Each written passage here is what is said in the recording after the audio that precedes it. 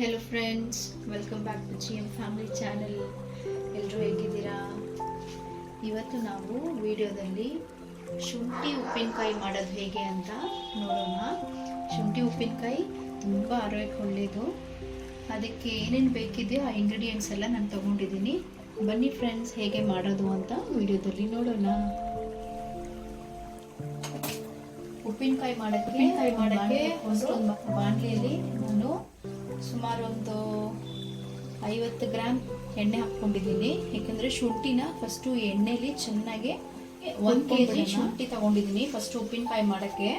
ಆ 1 kg ಶುಂಠಿಯಲ್ಲಿ ನಾನೊಂದು 3/4 kg ಆಗುವಷ್ಟು ಶುಂಠಿನ ಚೆನ್ನಾಗಿ ಸಿಪ್ಪೆ ತೆಗೆದು ತೊಳೆದು ಬಿಟ್ಟು ಬಟ್ಟೆಯಲ್ಲಿ ಚೆನ್ನಾಗಿ ಒರೆಸ್ಬಿಟ್ಟು ಕಟ್ ಮಾಡಿ ಇಟ್ಕೊಳ್ತಿದ್ದೀನಿ. ಆ ಕಟ್ ಮಾಡಿರೋ ಶುಂಠಿನ ಫಸ್ಟು ಎಣ್ಣೆಗೆ ಹಾಕಿ ಚೆನ್ನಾಗಿ ಅದನ್ನು ಹುರಿದಿಟ್ಕೊಳ್ತಿದ್ದೀನಿ.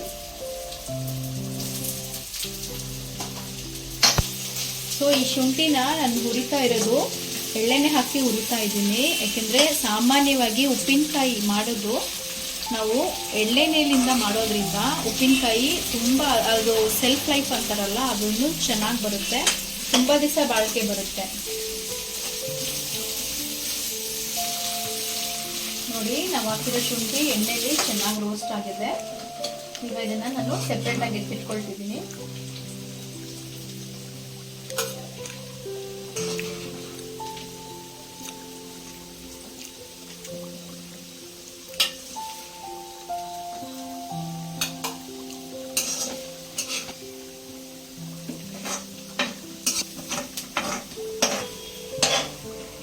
ಈಗ ಹುರಿದಿರೋ ಈ ಶುಂಠಿನ ಚೆನ್ನಾಗಿ ಅದು ತಣ್ಣಗಾದ್ಮೇಲೆ ಮಿಕ್ಸಿ ಜಾರ್ನಲ್ಲಿ ಪೇಸ್ಟ್ ಮಾಡಿಕೊಂಡು ಎತ್ತಿಟ್ಕೊಳ್ತಿದ್ದೀನಿ. ಇವಾಗ ಬಿಸಿ ಇದೆ.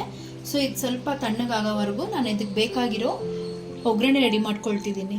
ಅದೇ ಬಾಣಲಿಗೆ ಒಗ್ಗರಣೆ ಮಾಡೋಕ್ಕೆ ನಾನು ಈಗ ಒಂದು 100 ಗ್ರಾಮ್ ಎಳ್ಳೆಣ್ಣೆ ಹಾಕ್ಕೊಳ್ತೀನಿ. ಎಣ್ಣೆ ರೆಡಿ ಇದೆ. ಸೊ ಅದು ಸ್ವಲ್ಪ ಬಿಸಿ ಆಗೋವರೆಗೂ ನಾನೀಗ ಒಗ್ಗರಣೆಗೆ ಪೌಡ್ರ್ ಹಾಕಬೇಕು. ಆ ಪೌಡ್ರಿಗೆ ನಾನೀಗ ಸಾಸಿವೆ 2 ಸ್ಪೂನ್ ಹಾಕ್ಕೊಳ್ತಿದ್ದೀನಿ. ಅದನ್ನು ಡ್ರೈ ರೋಸ್ಟ್ ಮಾಡ್ಕೋಬೇಕು.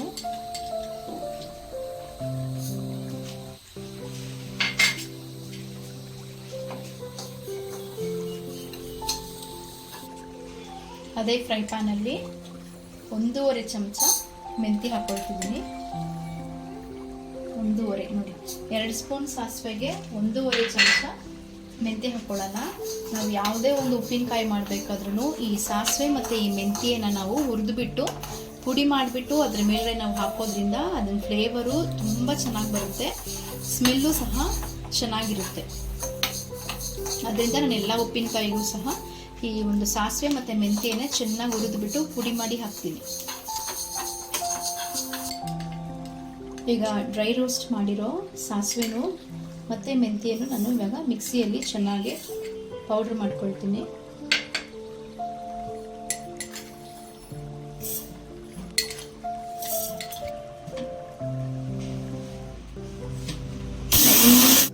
ಒಗ್ಗರಣೆಗೆ ಎಣ್ಣೆ ಚೆನ್ನಾಗಿ ಬಿಸಿಯಾಗಿದೆ. ಬಿಸಿಯಾಗಿರೋ ಎಣ್ಣೆಯಲ್ಲಿ ಒಂದು 1/2 ಚಮಚ ಸಾಸಿವೆ ಹಾಕ್ಕೊಳ್ತಿದ್ದೀನಿ.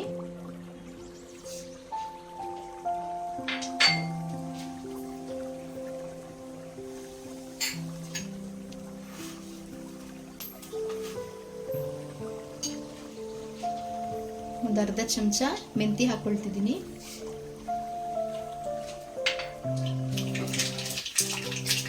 ಒಂದು ಸ್ವಲ್ಪ ಕರಿಬೇವಿನ ಸೊಪ್ಪು,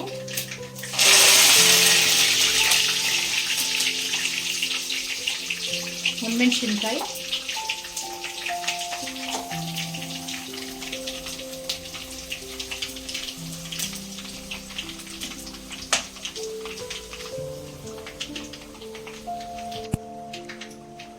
ಇದು ನಾನು ಸ್ಟಾರ್ಟಿಂಗ್ ಹೇಳ್ದಂಗೆ 1 kg ಶುಂಠಿಯಲ್ಲಿ ನಾನು 3/4 kg ಕಟ್ ಮಾಡಿ ಎತ್ಕೊಂಡಿದ್ದೀನಿ. ಇನ್ನೊಂದು 1/4 kg ಶುಂಠಿನ ಈ ಥರ ಫಸ್ಟೇ ಚೆನ್ನಾಗಿ ಗ್ರೇಡರ್ ಮಾಡ್ಕೊಂಡಿದ್ದೀನಿ, ತುರಿದಿಟ್ಕೊಂಡಿದ್ದೀನಿ. ಸೊ ಅದನ್ನು ಈಗ ಇದನ್ನೇ ಹಾಕ್ತಾ ಇದ್ದೀನಿ.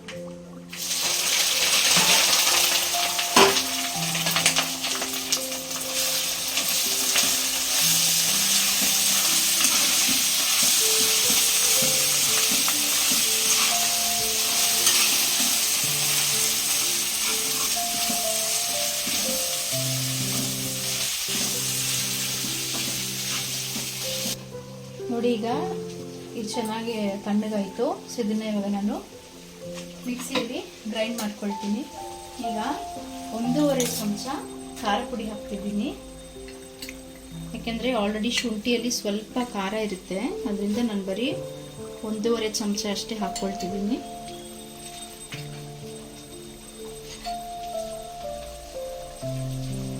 ಕಾಲು ಚಮಚ ಅರಿಶಿನ ಪುಡಿ,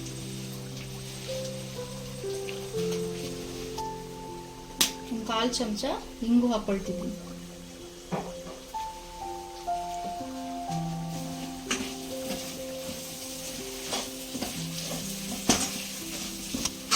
ಈ ಶುಂಠಿ ಉಪ್ಪಿನಕಾಯಿ ಬಂದ್ಬಿಟ್ಟು ತುಂಬ ಆರೋಗ್ಯಕ್ಕೆ ಒಳ್ಳೆಯದು. ಇದರಲ್ಲಿ ಸಾಕಷ್ಟು ನಮಗೆ ಹೆಲ್ತ್ ಬೆನಿಫಿಟ್ಸ್ ಸಿಗುತ್ತೆ. ಮಕ್ಕಳಿಂದ ಹಿಡಿದು ದೊಡ್ಡೋರ್ವರೆಗೂ ಎಲ್ಲರೂ ತಿನ್ಬೋದು. ಅಂದರೆ ಅನ್ನಕ್ಕೆ, ಚಪಾತಿಗೆ, ರೋಟಿಗೆ ಇದಕ್ಕೆಲ್ಲ ನಾವು ಮಿಕ್ಸ್ ಮಾಡ್ಕೊಂಡು ತಗೊಳ್ಳೋದು. ಈಗ ಮಿಕ್ಸಿಯಲ್ಲಿ ಚೆನ್ನಾಗಿ ಪೇಸ್ಟ್ ಮಾಡಿಟ್ಟಿರೋ ಈ ಶುಂಠಿನೂ ಸಹ ಇದರಲ್ಲೇ ಹಾಕ್ಕೊಳ್ತಿದ್ದೀನಿ.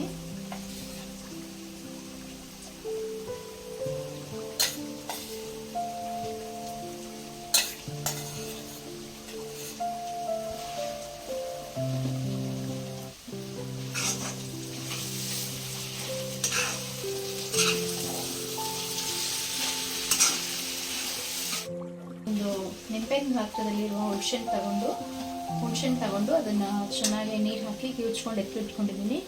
ಸೊ ಈಗ ಹುಣಸೆಹಣ್ಣು ಸಹ ಹಾಕ್ಕೊಳ್ಳೋಣ ಇದರಲ್ಲಿ.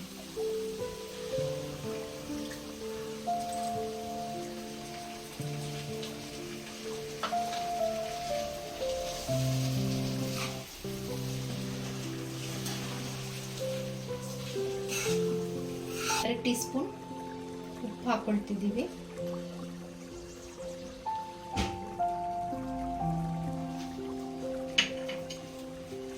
ಫ್ರೆಂಡ್ಸ್, ಈಗ ಇದರಲ್ಲಿ ನಾನು ಫಸ್ಟೇ ಪುಡಿ ಮಾಡಿ ಇಟ್ಕೊಂಡಿರೋ ಸಾಸಿವೆ ಮತ್ತು ಮೆಂತ್ಯನ ಇವಾಗ ಇದರಲ್ಲಿ ಹಾಕೊಂಡ್ಬಿಡೋಣ.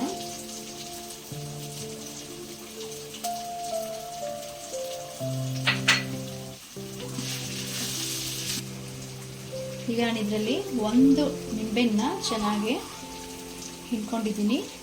ಸೊ ಇವಾಗ ಇದರಲ್ಲಿ ನಿಂಬೆಹಣ್ಣು ರಸ ಹಾಕ್ಕೊಳ್ತಿದ್ದೀನಿ.